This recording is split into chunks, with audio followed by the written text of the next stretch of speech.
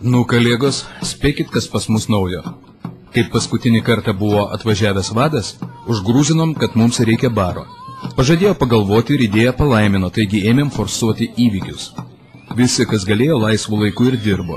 Kol galų gale, po 2 savaičių, vieną tamsų vakarą, mes jį atidarėme.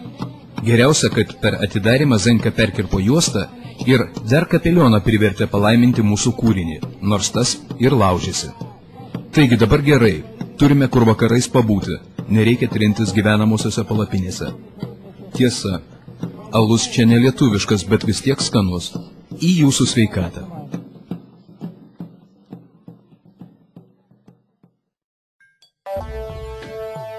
Goro provincijoje veikia tik 4 aukštesniosios mokyklos, kuriuose mokosi 11-12 klasių mokiniai ir 384 vidurinės mokyklos prastai aprūpintos, tik 18 jų įsikūrusios mūriniuose pastatuose.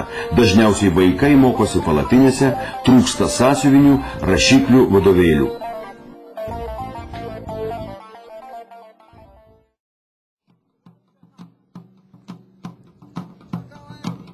Labas, brangioji. Vietiniai čia tikrai labai skurdžiai gyvena. Vaikai itin graudžiai atrodo, dažnai vaikšto basi, nors lauke visai nešilta. Nenorėčiau, kad mūsų vaikai eitų į tokias mokyklas kaip Afganistane, kur per pamoką sėdi ant žemės, o į kuprinę žiūri kaip į stebuklą. Kai pamatai, kad tokiomis sąlygomis jie iš viso sugeba išgyventi, pasidaro gėda dėl savų rūpesčių.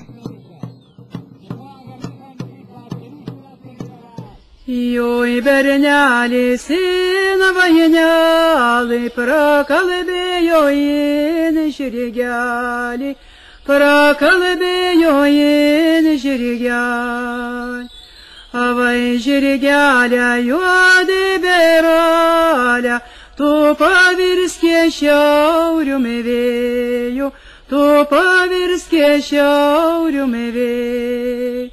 Tu pavirskė šiauriumi vėju, o balnelis vandenėliu, o balnelis vandenėliu, o balnelis vandenėliu, aš pats jaunas javarėliu, aš pats jaunas javarėliu.